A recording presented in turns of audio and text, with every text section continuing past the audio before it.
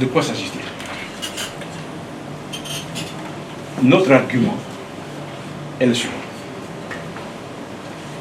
Le RHM est un parti reconnu, légalisé, ayant accompli tout. Ceci d'autant plus qu'il a des élus au Parlement.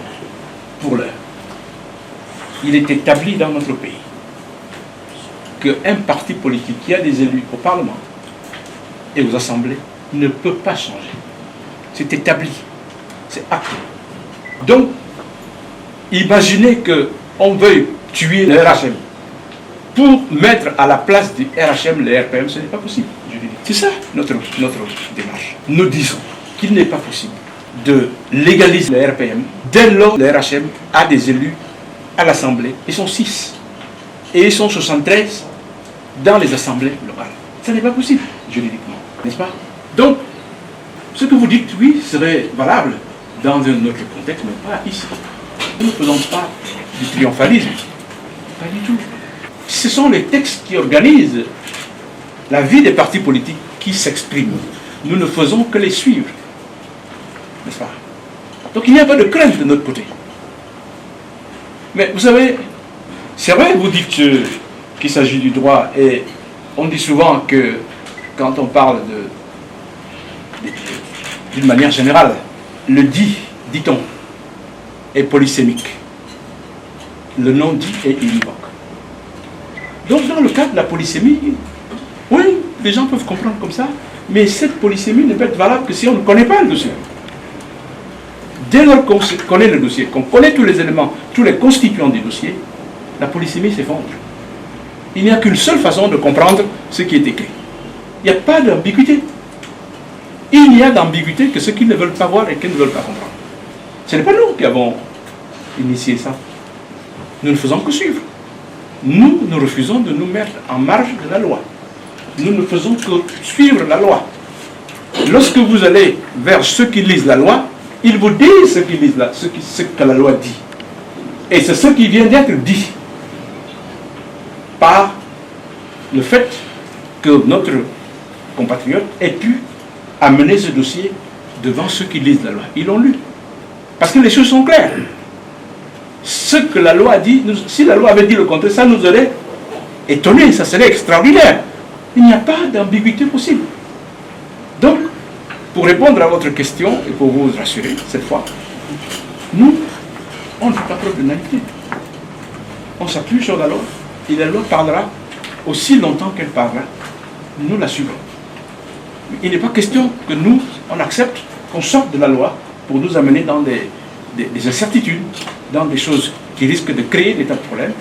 Nous savons que nous sommes dans un état de droit. Nous voulons respecter la loi. Et on va demander que la loi soit appliquée dans toute sa rigueur pour ce qui concerne ce dossier. C'est ce que nous sommes en train de faire. Donc il n'y a pas de naïveté du tout. Le ministère de l'Intérieur est là pour faire appliquer la loi. C'est ça son rôle. Ce n'est pas le ministère de l'Intérieur qui fait la loi. Ce n'est pas lui qui lit la loi. Il y a des gens qui lisent la loi, c'est des juges. Par exemple, dès qu'ils lisent la loi, le ministère de l'Intérieur vous dit, écoutez, la loi c'est ça. Moi ici, je ne peux faire qu'en fonction de ce que dit la loi. J'ai envie que vous soyez, j'ai envie que ça soit un peu clair dans mon esprit. Vous nous dites maintenant qu'une formation politique qui a des élus n'a pas la capacité de changer son identité. Parce que c'est un peu... c'est le cas du RHM, RPM. Est-ce qu'un parti politique n'a pas la qualité, au nom de sa liberté, de sa souveraineté, de se munir en une autre dénomination? Je vous dis que non. Je vous dis que si vous lisez la loi, si vous voyez... Est-ce qu'on peut avoir ces dispositions pour ne pas verser dans l'interprétation? On va vous les donner, ça existe. Il y a dans ma communication de tout à l'heure, je vous ai dit que la Cour constitutionnelle avait invalidé, à l'occasion des élections sénatoriales, une candidature parce qu'elle était présentée par quelqu'un qui était dans un parti politique et qui n'était pas reconnu. Donc, Cette candidature a été validée sur la base de cela. Vous ne pouvez pas vous présenter avec celui-là, puisque vous êtes un parti politique. Celui que vous avez avec vous comme policier est dans un parti non reconnu. À partir de ce moment-là, votre dossier ne peut pas être retenu, ça a été rejeté. Ce n'est pas nous qui le disons, ce n'est pas moi qui le dis. Nous vous le disons ici de façon formelle. Ce n'est pas nous qui le disons. Nous le sortons de ce qui est écrit. Et personne ne peut se mettre en marge de ça. Si tant est que vous vous réclamez de la citoyenneté des gars. Monsieur le Président, si on comprend bien, le président Barrot reste le président du RHM, mais vous restez le secrétaire général. Donc nous sommes à la case de Bien. Mais c'est nous qui avons porté M. Barrot à la présidence du RHM. Ça ne souffrait d'aucune ambiguïté depuis toujours. C'est lui-même qui a organisé un soi-disant congrès et qui a décidé, n'est-ce pas, de quitter la présidence du RHM que nous lui avons laissé. Et il a créé un nouveau parti politique selon lui, et il s'est fait président de ce parti. Mais ce n'est pas nous. Nous sommes des élus de ce parti. Qu'il crée son parti, il n'y a pas de problème. Mais il ne peut pas nous entraîner dans sa logique. C'est ça notre démarche. Nous sommes des députés du RHM. Nous ne sommes pas députés du RPM. Lui, il crée son parti, il fait son congrès, et il crée un parti politique. Nous, on devient quoi? Nous avons été présentés sous la bannière du RHM. À l'Assemblée nationale, nous sommes RHM. Nous ne sommes pas RPM. Le RPM n'a aucun élu, n'existe pas. Donc, comment pouvez-vous changer ce parti politique, n'est-ce pas, qui nous a fait? Le peuple nous a donné son mandat sur cette base-là. Et il a dit qu'il n'en veut plus. Mais c'est M. Barrot lui-même qui ne veut plus de RHM. C'est pas nous. C'est acté, non? Nous, on veut du RHM. Et comme on veut du RHM, comme il a laissé le RHM, nous on dit, nous sommes cofondateurs du RHM.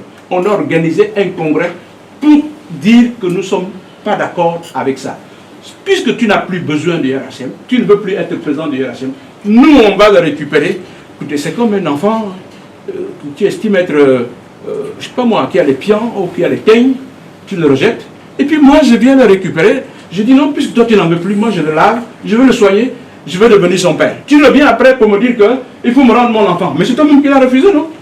Donc c'est pas possible de faire comme ça. Il y a eu entre-temps un congrès que nous avons organisé, en respectant les statuts du RHM, le 3 janvier.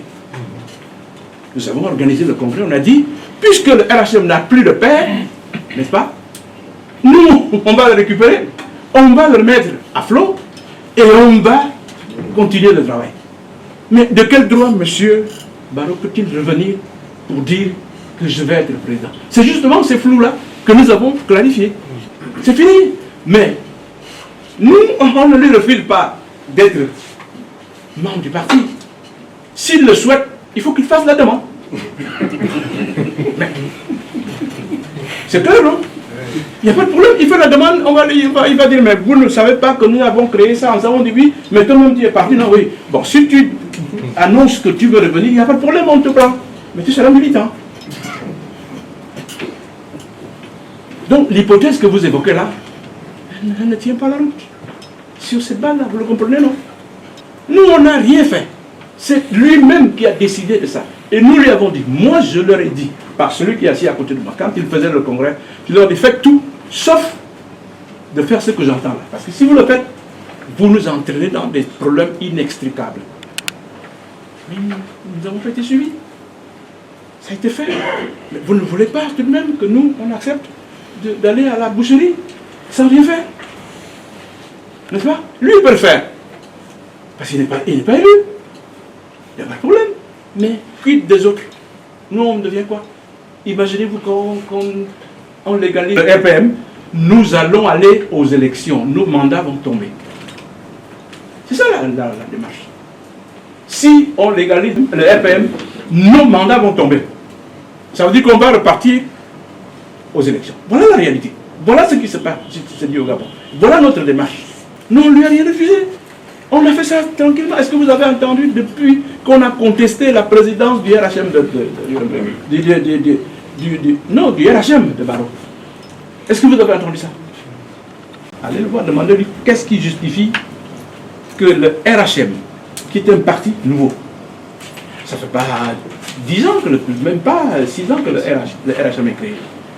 Voilà un parti politique qui est créé dans les conditions que vous connaissez.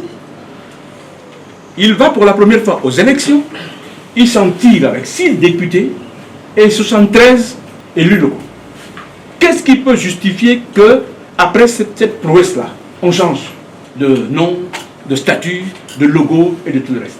On reproche quoi au RHM?